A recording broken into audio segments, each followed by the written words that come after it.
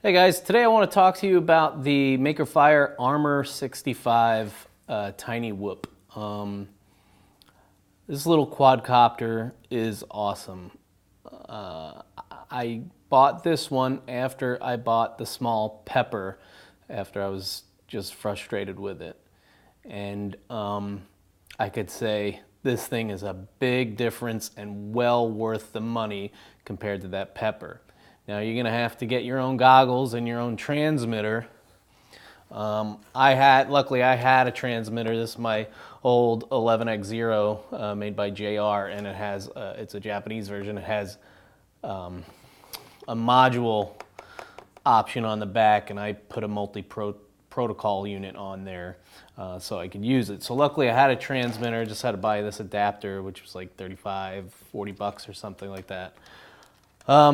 Anyway, you will need your own goggles and your own transmitter, but I think it's worth the investment. The first thing about this guy, it is so tough. I've smashed the heck out of it. So many different ways, and I really haven't had to change props, like the canopy, anything like that. The lens is held up. One time I crashed it. I thought I had to change props and everything. I was getting vibrations in the video, jello, but I found out it's just the board. It sits in 4 grommets. If it pops out of one of those grommets, it will vibrate. So you just got to check it every once in a while, make sure it's seated in the grommets properly.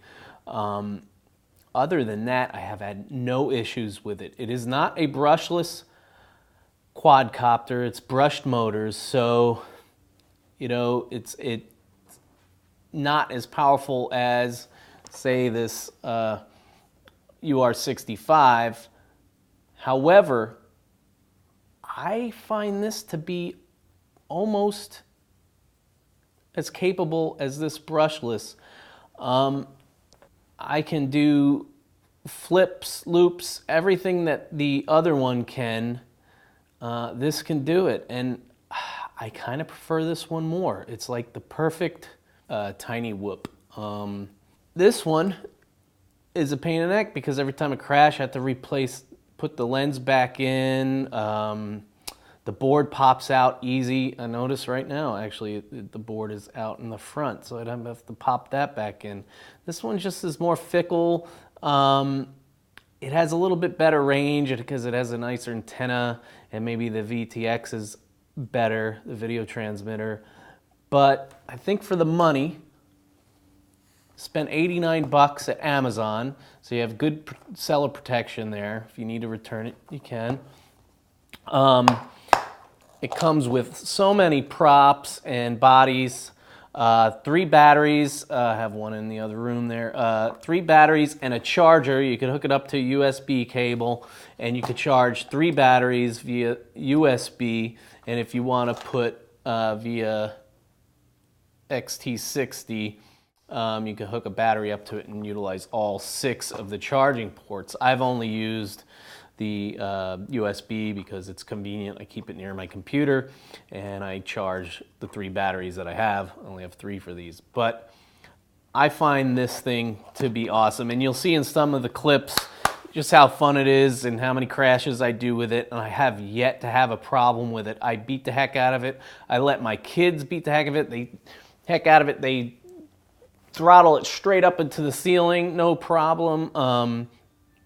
I smash the front and it doesn't break, and that's another thing with this UR65 I've had already.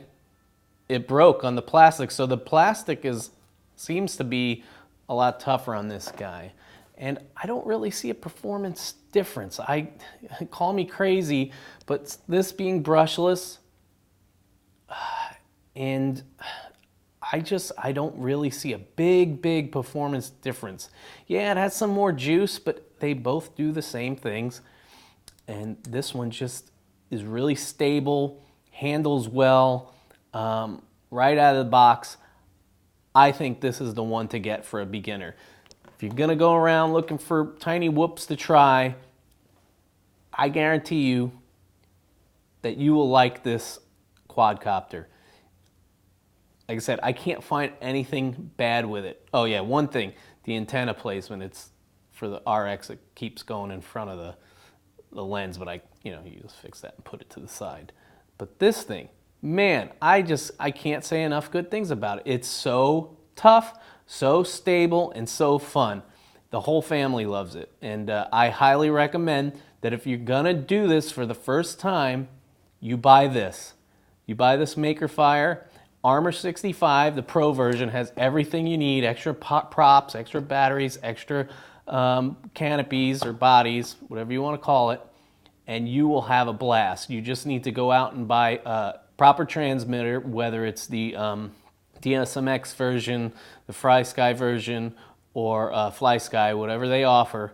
Make sure you get the transmitter. You can find those for a relatively good price.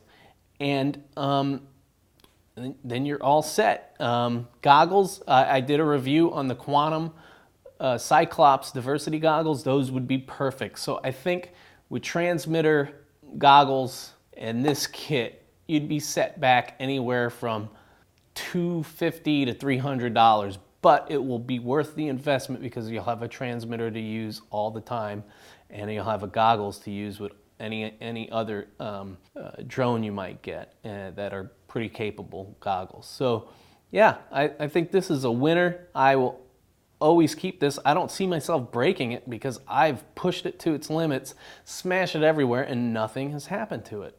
I'm so amazed by it. I'm just flabbergasted. Do it.